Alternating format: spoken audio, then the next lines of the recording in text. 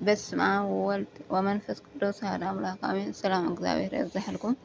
ናይ ዘየለ ድሕሪ ተከታተልቲ ከመይ ሓዲርኩም ከመይ ቀኒኩም? ኣነ እግዚአብሔር ይመስገን ደሓኒ። ክብረት ኣሕዋተይ ደሞ ከፍቲ ፍቃድ ኣምላክ መንፈሳዊ ፅሑፍ ሒዘ መፅእ ኣለኹ። ምክትታልኩም ኣይክፈለኒ። ሸር ሰብስክራይብ ላይክ እናገበርኩም ኣተባብዕኒ ምትባዕኩም ኣይክፈለኒ። ክብረተይ ጀሚረይ ክሻዕ ዝውድእ ከዓ ብትዕግስቲ ክሰምዐኒ ተሰግበር ጥበብ ኢያሱ ምዕራፍ 28 በፂሐ ነይረ ሎሚ ከዓ 29 ሰንብብ እየ ከም ፍቃድ ኣምላክ ሰናይ ምክትታል። ጥበብ ኢያሱ ወዲ ስራክ ምዕራፍ 29 ምስ ጎረቤትካ ሕያዋይ ኩን ኣለቅሓዮ ኣብ ንእስነቱ ክትገድፎ ከለካ ትእዛዛት እግዚአብሔር እካ ትፍፅም ዘለካ እወ ጎረቤትካ ገለ ነገር ክደሊ ከሎ ኣለቅሓዮ በኣንጻሩ ከዓ ካብኡ ዝተለቃሕካዮ ቀልጢፍካ መልሰሉ። ኣብ ቃልካ ጽናዕ ምሳኡ ከዓ እሙን ኩን ሻዑ ትደልዮ ዘበለ ኩሉ ሳዕ ካብኡ ክትልቃሕ ክትክእል ኢካ። ብዙሓት ሰባት ንገንዘብ ልቃሕ ብዕድል ከምዝተረከበ ገይሮም ይቆጽርዎ። ነቶም ዝሓገዝዎም ሰባት ድማ ፀገም ይፈጥሩሎም። ገለ ሰባት ልቃሕ ክደልዩ ከሎ ኢድ ካሊእ ሰብ ይሰልሙ። ንገንዘብ ጎረቤት ኣብ ኢዱ ክሻዕ ዝኣቱ ቃል ኣትሒቱ ዘይዛረብ ዝምልሰሉ ግዜ ምስ በፅሐ የደንጉይ ምክንያት የብፅሕ ግዜ እንድዩ ከፊ እናበለ ምስ ግዜ የራገም።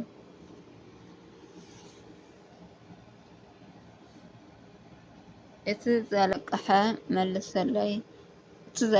መልሰለይ ኢሉ ቁሩብ ድፍእ እንተኣቢልዎ ፍርቂ ገንዘብ እውን ኣይምልሰሉን። ንዚ እውን ዕድለኛ እንተኮይኑ ጥራይ እዩ ዝረክቦ።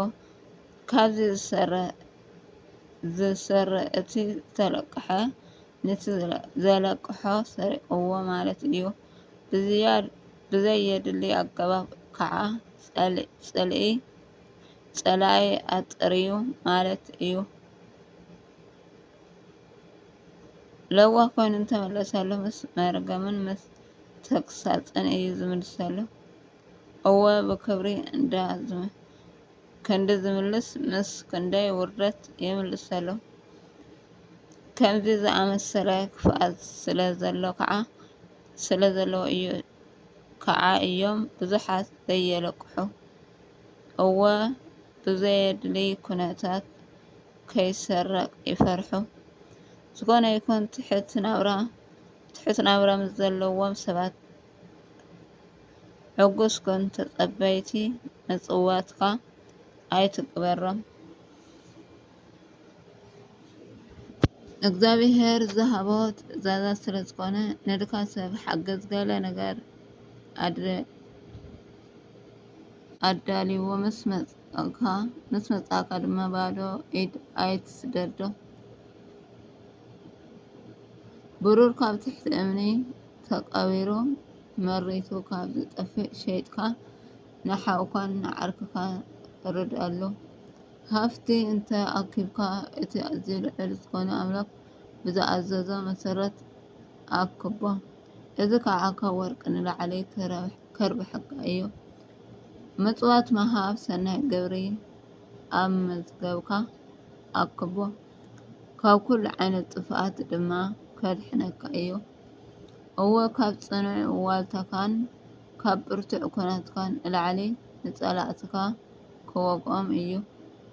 ወረጃ ሰብ ንጎረቤቱ ይውሓሶ፣ ሕፍረት ዘይብሉ ዘይሰምዕ ሰብ ግን ይኣብዮ። ነቲ ሕያዋይ ኮይኑ ዝተውሓሰካ ሰብ ኣይትረስዓዮ።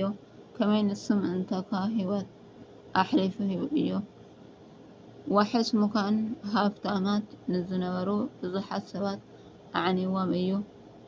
ከም ማዕበል ባሕሪ ነኒዎም እዩ። ሓየልቲ ሰባት ንዝነበሩ ከም ዝስደዱ ገይርዎም እዩ። ኣብ ባዕዲ ሃገር ኮለል ከም ዝብልዎን ገይርዎም እዩ።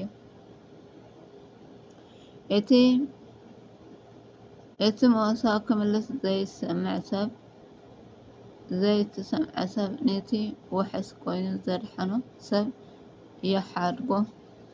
ሓጥኢ ግን መዕነዊ ሃፍቲ ተወሓስ ሰብ እዩ።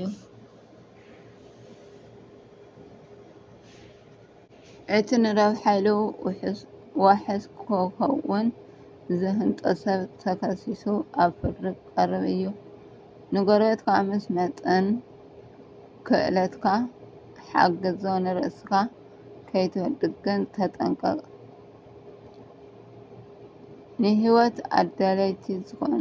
ኣድለይቲ ዝኮነ ነገራት ማይ፣ እንጀራ፣ ክዳን እተሓድረሉ ቤት እዮም። ኣብ እንዳ ካሊእ ሰብ ክቡር ምግቢ ካብትምገብ ኣብ ትሕቲ ናሕሲ እታ መዕቆቢትካ ዝኮነት ቤት ብድክነት ምንባር የሕሸካ። በቲ ዘለካ ብዙሕ ይኩን ውሑድ ሕጊ ኮነ ንገዛካ ኮነ ንስድራካ ዝነቅፍ ሰብ ድማ ኣይትስማዕ። ኣፍካ መሊእካ ክትዛረብ ስለ ዘይትክእል ካብ ቤትካ ናብ ቤትካ እናተዛወርካ ምንባር ናብራ ይኮነን። ከም ወዲ ገዛ ኮይንካ ጋሻ ክትቅበል ኣሰላፊ ማስተ ውን ክትከውን እኳ ግን ዘመስግነካ ሓደ እኳ የለን። ኣብ ክንዳኡ መረራ ዘሓፍርን ዘረባ ክሰምዓካ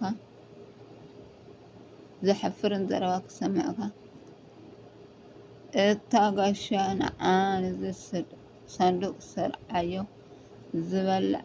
ዝብላዕ ኣብ ቀረባ እንተሃልዩካ ከዓ ክበልዕ ኣቅርበለይ። እታ ጋሻ ሓወይ ክበፅሐኒ መፂኡ ኢሉ እሞ እዚ ክፍሊ እዚ የድልየኒ እዩ። ዓብይ ጋሻ ረኪበ ኣለኩ ስለዚ ኪድ ውፃእ ክብሉካ እዮም። ኣብ ገዛእ ዝቀበለካ ሰብ ክትስእንን ገንዘብ ስለዘለቃሕካ ሰብ ክፈለኒ እናበሉ ከሳድዱካ ከሎ ከምዚ ዝበለ ግፍዒ ምስማዕ ሕልና ዘለዎ ሰብ ክፀሮ ዘይክእል ከቢድ ነገር እዩ ይብለና እቲ ቃሉ። ስለ ቃሉ ናይ ቃል ባለቤት እግዚአብሔር ተመስገነ ይሁን። ጽነትን ዝኮነን በአብት ቃል መላእክት አልሐምዱ እግዚአብሔር ወለወላድ ድንግል ወለሐት አሜን አሜን አሜን።